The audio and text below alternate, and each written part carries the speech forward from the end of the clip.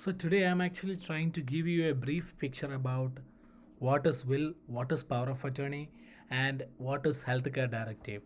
So before going into the topic, let me give you a disclaimer. Everything said by the presenter is taken from government websites. It's not the responsibility of the presenter if the listener interprets the slides in a wrong way. It is delay upon the listener to make his thoughts clear before acting upon any services stated. So, my dear friends, this is just a disclaimer that you need to be very sure that what you are doing. So, the contents that I am actually going to discuss in this particular video are will, power of attorney, and healthcare directive. So, these are a kind of topics that you have to be very much aware in Canada. No matter in Canada, wherever you are in the world, this is something like you have to be little bit careful about. Will is a kind of legal document, power of attorney is a kind of legal document, and healthcare directive is also a kind of legal document. So moving into the topic in detail, a will is a legal document that says how you want your estate to be decided once you die. Your estate includes what you own and what you owe. Meaning, so it's a kind of document that you write it personally in terms of your decisions, like you intended to give your certain properties to a particular person or certain objects like assets to a particular person, and what is going to happen with your liabilities. So these are the things that are actually included in the will, and you can specifically mention some of them. Some people as your you know as a legal person who can handle. So this is a kind of legal interest that you are trying to share, like a legal document that you are authorizing a particular person. And you can see that website mentioned below that will help you to give you a clear picture about what will in estate planning is. So this concept is one of them in estate planning checklist, leaving a will. You are not legally required to prepare a will. However, if you don't have a will, the law in your province or territory will determine how your estate is divided. So, what I have to say is that it is not legally required to prepare a will, but it is very much necessary that, if you prepare it in a proper way, your decisions will be written as a document in a will, which will be witnessed by some of the person, and it will be in effect. If you don't have a written will, the laws in the particular province, they will be deciding what's going to happen your assets. Meaning, if you are living in Ontario or in Alberta, the corresponding provincial laws will determine how your estate is being divided. And also, it is always recommended that get a legal advice, a professional help all of these cases. How you can write a legal will, how the documents are to be prepared, who are the witness that are needed to be. So these are kind of like things that you need to know in your life, and all of these documents, and how the witness, who the witness should be. And there are certain conditions in which there are certain persons who are not supposed to be witnessed to a particular document when you are preparing like will. So make sure you understand all of those things, and all of those details are included in that estate planning checklist as well. It is a good idea to make a will even if you are not sick, or don't seek legal advice. Meaning, even if you don't seek a legal advice, just write it down so that it's a document. And this is just a website that can actually give you a clear picture about the provincial laws with regards to the probate fees, power of attorney, what are the laws involved in it. So if you have any doubt regarding this, go to the particular Government of Canada website and make sure you read all of those information before getting into any of those details. And then comes power of attorney. So this is also one of the main important document that you have to prepare. It's a legal document that gives someone you trust the right to make financial or healthcare decisions for you when one is leaving. Meaning, when you are leaving, you are legally giving right for some other persons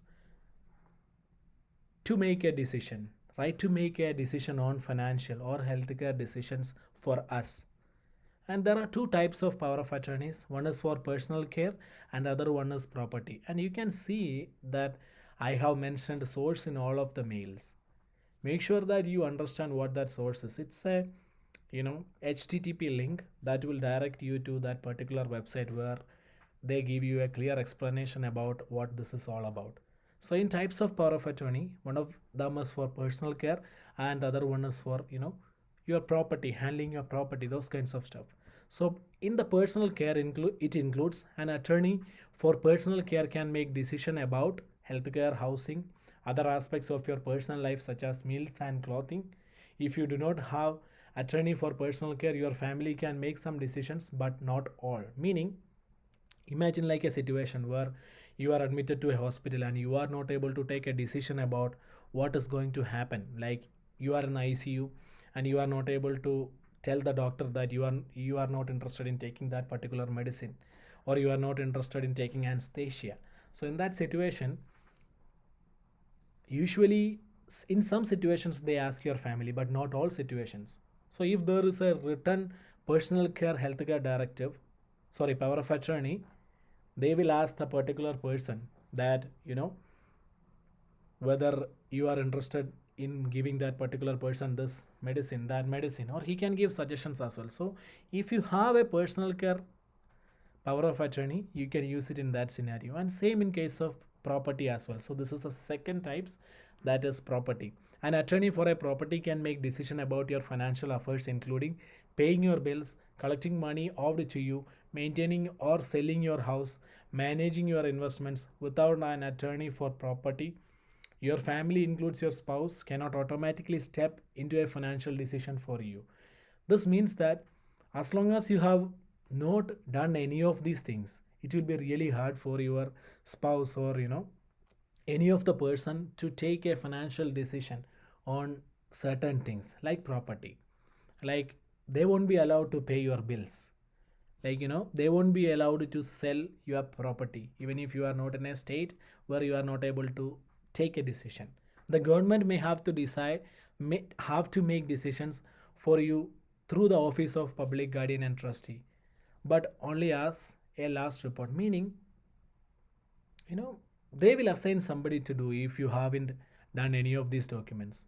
And when choosing a power of attorney, you have to consider all of these five factors: mentally capable, at least 18 years of age, then at least 16 years old to make a personal care power of attorney.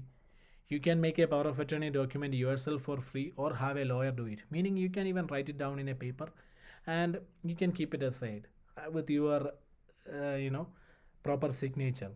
But make sure you have some of those kind of document, but it is always recommended to have a professional advice for all of these things.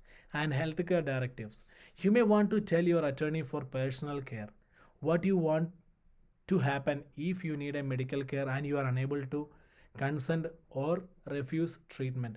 For example, some people tell their attorney that they do not want life support if they have no hope of recovery, meaning this is a situation in which you are not able to take a decision about your future life. So at that situation, we are legally giving right to some people to take a decision on certain things. So if you are willing to write a healthcare directive properly, that particular person can give you a small suggestion. Okay, so some people tell their attorney that they do not want life support if they have no scope of recovery. I guess you understand with that point. And these are the things that you have to be really careful in terms of these things. And if something happens to life, this is something that you have to follow right away. you know Imagine like a situation where a death happens. This is a form that you have to use. That's the contact number where you have to contact. So there are certain things that you have to be very careful while following all of these things. What are the arrangements that are needed to be done? So these are not like a relevant topic, but still you have to have a clear picture. What are you going to do if something goes wrong? What happens to the taxes that you are owing? What happens to the GST, HST? What happens to the child benefit that you are receiving?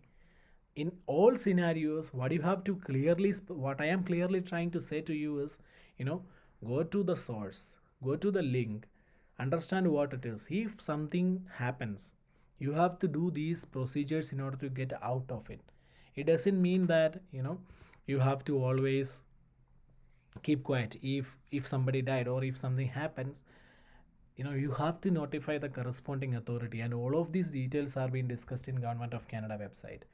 Then make sure when you get a suggestion from somebody, make sure their legal representative license, where are they licensed from, you know who is going to represent them, what are the things involved in it, what are the forms involved in it.